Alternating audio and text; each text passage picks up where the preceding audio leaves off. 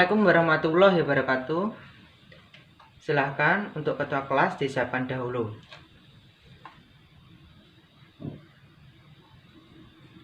Selamat pagi semuanya. Oke, hari ini Kamis dengan kelas 10 IPS 1. Masuk semua ya? Oke, sip. Gak ada yang izin, gak ada yang sakit? Ya. Oke, bukunya disiapkan dulu di atas meja, alat tulisnya juga, supaya kita siap untuk belajar hari ini. Sebelum kita lanjut ke materi hari ini atau materi berikutnya ya, nah kita akan refleksi dulu, mengingat kembali materi minggu lalu yang pernah kita bahas. Kira-kira ada yang ingat enggak materi minggu lalu yang pernah kita bahas? Materi apa? Lupa, lu nggak baca atau pasti di rumah nggak baca. Hah, Cindy? Iya, tentang proses masuknya agama Hindu-Buddha ke Indonesia, betul. Nah, ada yang ingat juga nggak ada berapa teori tentang proses masuknya agama Hindu-Buddha ke Indonesia? Angga? 6. Loh, kebanyakan. Ada berapa? Yang lain? Nah, kamu ada 5 ya. Yang pertama, teori Brahmana, Ksatria, Waisya, Sudra. Yang terakhir, teori arus balik. Oke. Kemudian sumber pendukung teori tersebut. Ada yang ingat nggak? 3 saja wes. Sebutkan 3 saja. Berapa? Ayo, apa? Kamu? Sumber dari? Iya.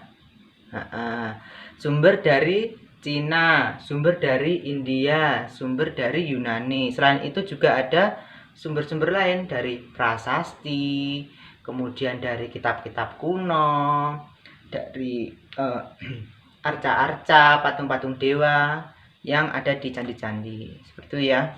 Nah, kalian jangan lupa baca di rumah ya materi minggu lalu supaya ingat besok waktu ujian tidak lupa.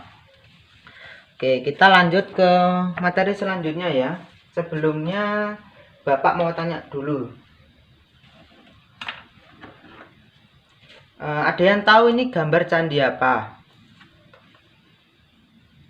Candi Borobudur, iya. Latar belakang candi ini beragama apa?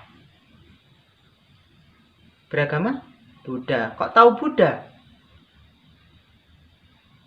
Karena ada patung Buddhis atau patung Buddha di dalam candi ini. Oke, selanjutnya ada yang tahu ini candi yang kemarin kita wisata, candi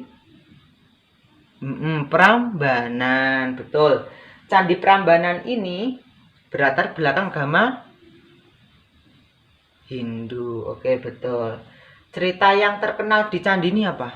Cerita Roro Jonggrang. Oke.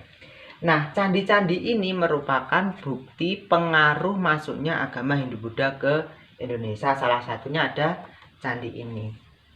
Nah, kemudian berbicara mengenai pengaruh pasti tidak terlepas dari proses masuknya dan juga proses perkembangannya. Tidak mudah suatu budaya itu mempengaruhi budaya yang sebelumnya. Nah, dari pengaruh agama Hindu-Buddha ini terbentuklah akulturasi ya.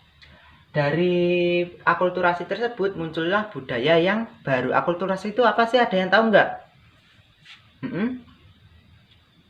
Pencampuran budaya yang satu dengan budaya yang lain tanpa meninggalkan budaya yang lama dan membentuk budaya yang baru. Oke, tadi berbicara tentang pengaruh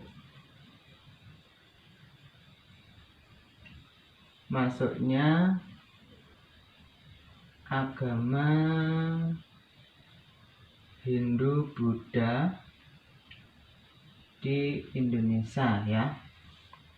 Oke. Tadi kan berbicara akulturasi. Nah, contohnya apa? Yang ada di LKS kalian itu loh. Apa? terdapat pada seni apa? Seni bangunan. Kemudian ada yang tahu apa?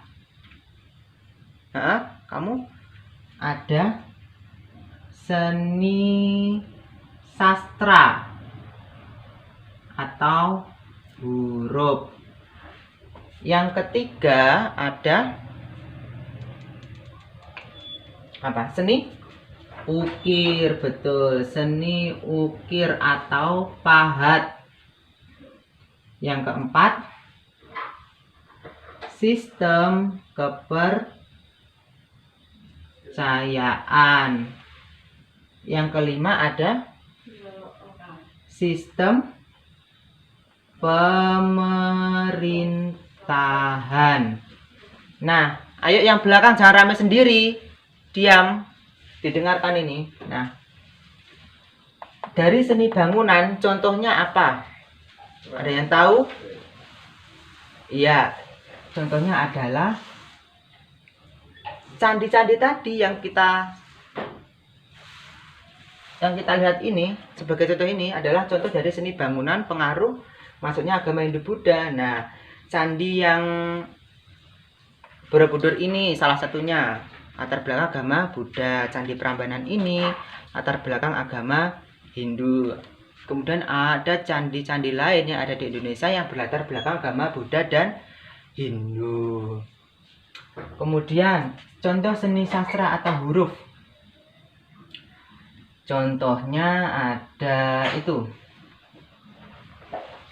Kalau kita berbicara huruf, dulu orang Indonesia tidak mengenal huruf atau praaksara ya. Nah, setelah datangnya agama ini bisa mengenal huruf Pallawa gitu ya. Kemudian dari seni ukir atau pahat.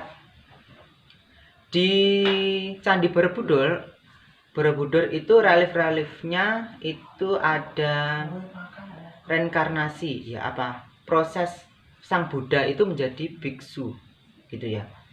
Jadi biksu, kemudian di sekitar itu ada gambar-gambarnya berupa relief-relief. Betul, kamu ada lingkungan sekitar yang menunjukkan bahwa lingkungan sekitar itu ada di Indonesia, seperti rumah-rumah panggung, ada hewan-hewan, pohon-pohon, tumbuh-tumbuhan dan yang lainnya. Dari sistem kepercayaan, contohnya Chelsea. Sistem kepercayaan itu dari yang dulunya menganut dinamisme, kemudian menjadi beragama Hindu atau Buddha. Dari sistem pemerintahan,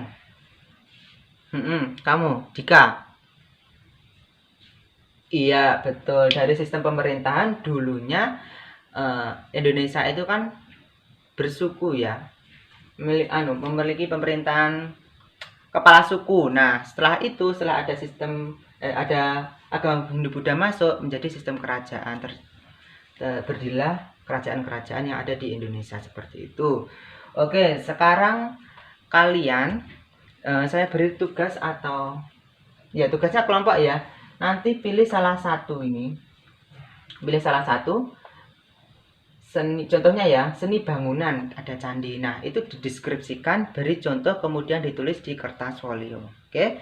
Nanti saya tunggu sampai jam pelajaran berakhir ya. Sekarang dikerjakan tugasnya.